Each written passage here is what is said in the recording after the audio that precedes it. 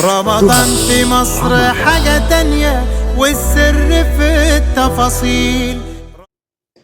السلام عليكم ورحمة الله وبركاته. الحمد لله رب العالمين والصلاة والسلام على سيد الأنبياء والمرسلين أما بعد।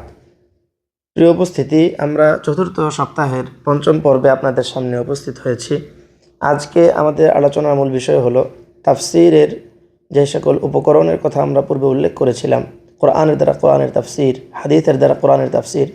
তৃতীয় পদ্ধতি এবং সবচেয়ে গ্রহণযোগ্য পদ্ধতি হলো, তৃতীয় সর্বোচ্চ গ্রহণযোগ্য পদ্ধতি হলো সাহাবায়ে কেরামের বক্তব্যের মাধ্যমে কোরআনের তাফসির করা। আসলে সাহাবায়ে কেরাম স্বয়ং নবী করিম সাল্লাল্লাহু আলাইহি ওয়াসাল্লামের নিকট থেকেই তাফসিরের শিক্ষা পেয়েছেন, আয়াতের ব্যাখ্যা শুনেছেন এবং আয়াতগুলো নাজিল হওয়ার সময় তারা যুগের সাক্ষী হিসেবে উপস্থিত ছিলেন এবং এই আয়াতগুলোর বিধান আল্লাহর নবী কোথায় কিভাবে বাস্তবায়ন করেছেন তা তারা স্বয়ং প্রত্যক্ষ করেছেন। এই জন্য সাহাবায়ে কেরামের তাফসির সর্বাধিক গ্রহণযোগ্য এবং মাকবুল। সাহাবায়ে কেরামের তাফসির গ্রহণযোগ্য হওয়ার আরও বেশ কিছু কারণ রয়েছে। তার মধ্যে উল্লেখযোগ্য হলো, তারা রাসূল করিম সাল্লাল্লাহু আলাইহি ওয়াসাল্লামের কাছ থেকে সরাসরি শিক্ষা করেছেন এবং স্বয়ং আল্লাহ রাব্বুল আলামিন বলেন, কুনতুম খায়রা উম্মাতিন উখরিজাত লিন্নাস, তোমরা মানব জাতির জন্য সর্বোত্তম উম্মত। আয়াতের উম্মত এবং প্রজন্ম দ্বারা উদ্দেশ্য হলো সাহাবায়ে কেরাম। দ্বিতীয় আরও একটি বিশেষ কারণ হলো সাহাবায়ে কেরামের তাফসির গ্রহণযোগ্য এবং বিশুদ্ধ হওয়ার। তারা ওহী নাজিলের সময় উপস্থিত ছিলেন, অর্থাৎ সাহাবায়ে কেরাম জানতেন কোন আয়াত কখন নাজিল হয়েছে, কী সম্পর্কে নাজিল হয়েছে এবং এই আয়াত নাজিল হওয়ার পর আল্লাহ নবী সাল্লাল্লাহু আলাইহি ওয়াসাল্লাম তা কীভাবে বাস্তবায়ন করেছেন।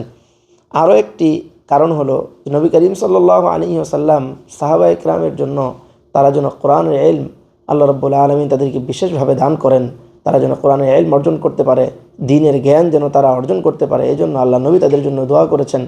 এর মধ্যে বিশেষভাবে উল্লেখযোগ্য হলো, তিনি আব্দুল্লাহ ইবনে আব্বাস রাদিয়াল্লাহু আনহুমার জন্য দোয়া করেছিলেন, আল্লাহুম্মা আল্লিমহুল কিতাব ওয়া ফাক্কিহহু ফিদ্দীন। এছাড়াও সাহাবায়ে কেরামের তাফসির বিশুদ্ধ হওয়ার আরও একটি কারণ হলো উলামায়ে কেরামের বক্তব্য। কেননা উলামায়ে কেরাম, যেমন ইবনে তাইমিয়া রাহিমাহুল্লাহ তার প্রসিদ্ধ মুকাদ্দিমা ফি উসুলিত তাফসিরের মধ্যে বলেন, ফাইল্লাম তাজিদিত তাফসিরা ফিল কুরআন ওয়ালা ফিস সুন্নাহ,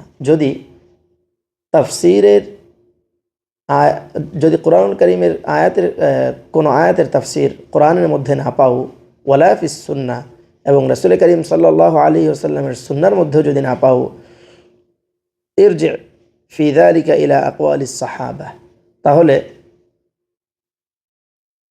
সাহাবায়ে কেরামের বক্তব্যের দিকে ধাবিত হও, সাহাবায়ে কেরামের বক্তব্য থেকে সেই আয়াতের তাফসিরের জ্ঞান অর্জন করো। সাহাবায়ে কেরামের কোরআন কারীমের আয়াতের বেশ কিছু তাফসিরের উদাহরণ আমরা পেশ করব ইনশাআল্লাহ।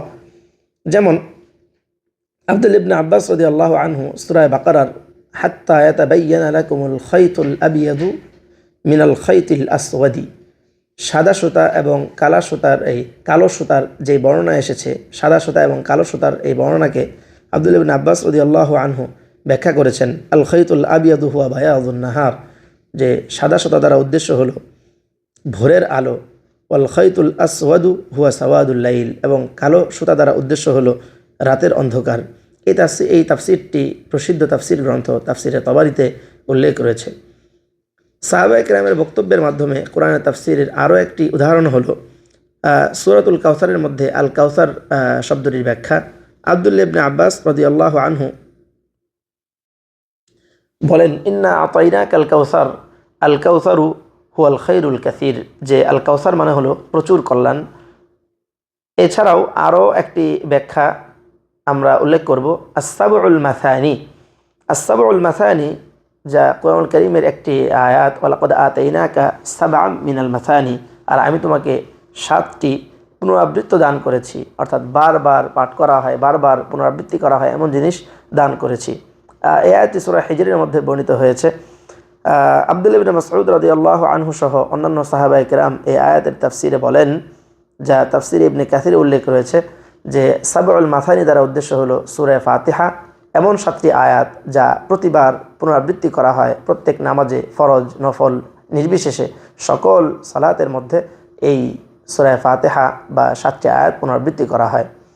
তো সারাংশ হলো যে সাহাবায়ে কেরামের তাফসির তারা রাসূল করিম সাল্লাল্লাহু আলাইহি ওয়াসাল্লামের উপস্থিতিতে তার কাছ থেকে কোরআনুল কারীমের ব্যাখ্যা শিখেছেন।